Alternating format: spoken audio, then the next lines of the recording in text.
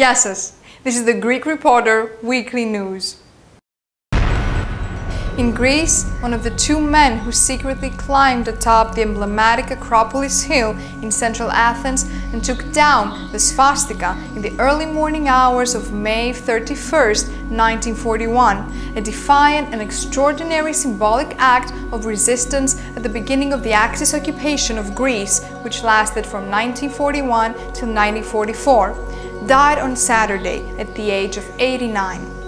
Together with another patriot, Manolis Glezos, Santas was highly praised during the last decades of his life for his unprecedented act of resistance.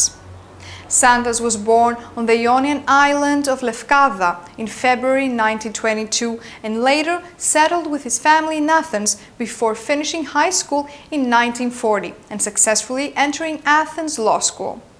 Santas joined the wartime resistance in 1942, taking part in several battles against Germans and Italian forces in Greece's mountainous provinces, before getting injured in 1944. Unfortunately, the bloody Greek Civil War, which lasted between 1946 and 1949, led to his exile on remote isles of Aegean. Santas eventually fled to Italy and received political asylum in Canada, where he lived until 1962.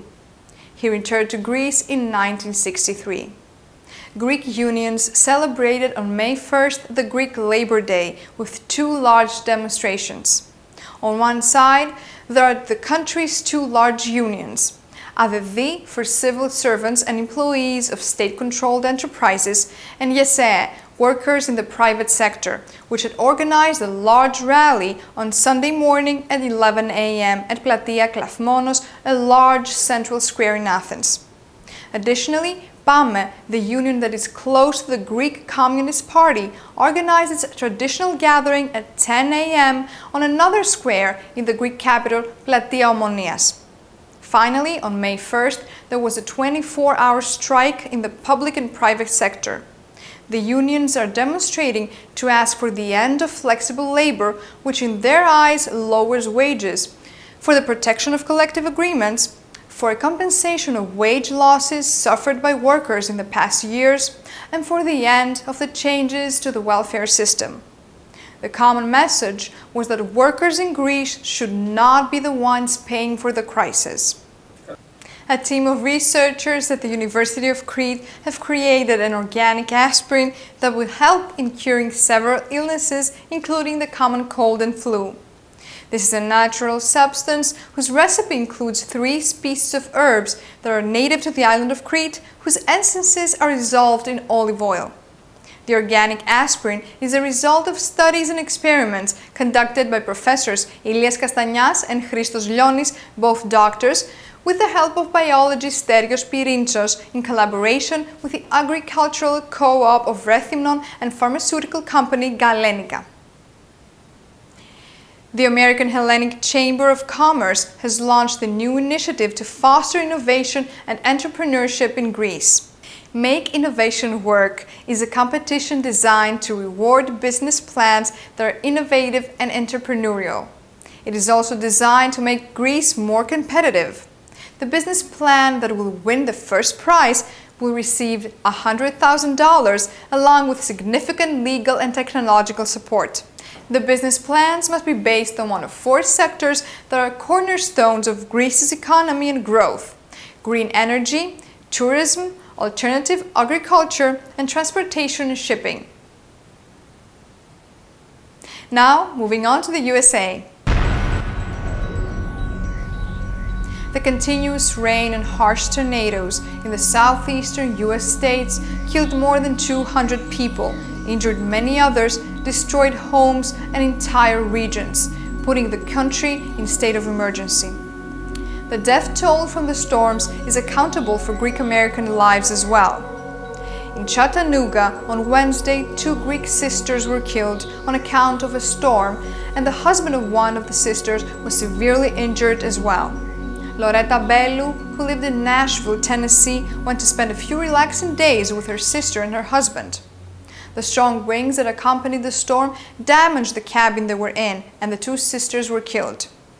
The husband was transferred to a hospital with serious injuries.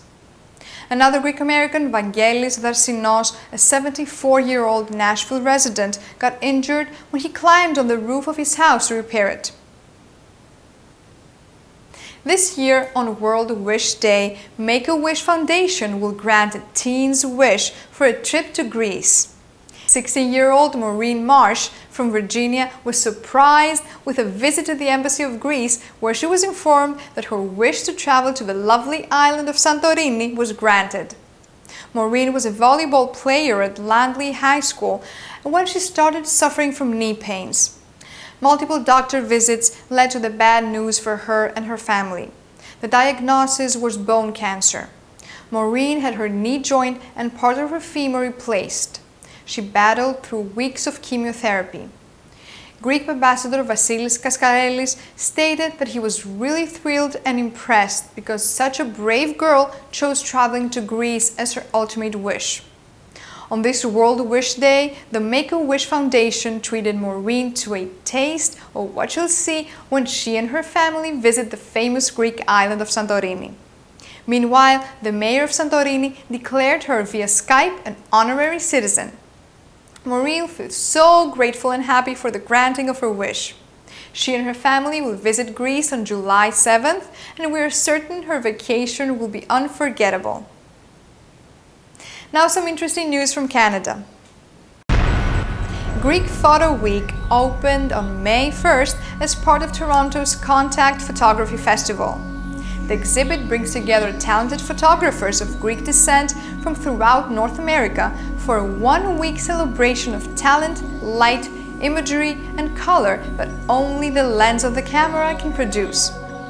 The exhibition and activities are organized by the Greek-American Foundation in Toronto and are hosted in one of the city's most unique event spaces, the Boros Building. Some of the featured photographers include Matthew Stylianou, Tony Koukos, and Chris Papas.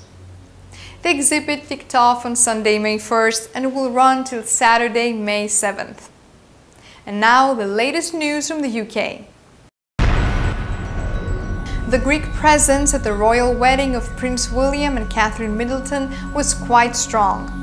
Former King Constantine and his wife Anna Maria arrived early at the Westminster Abbey, escorted by Paul and his wife Marie Chantal and their son Constantine.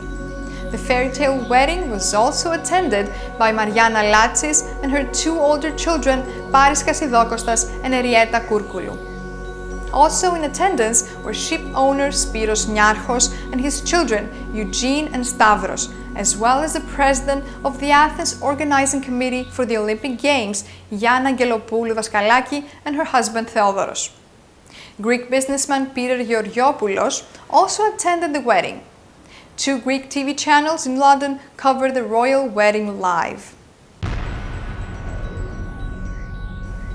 For more news and updates, don't forget to visit us at GreekReporter.com. Have a wonderful week, and remember, Greeks are everywhere.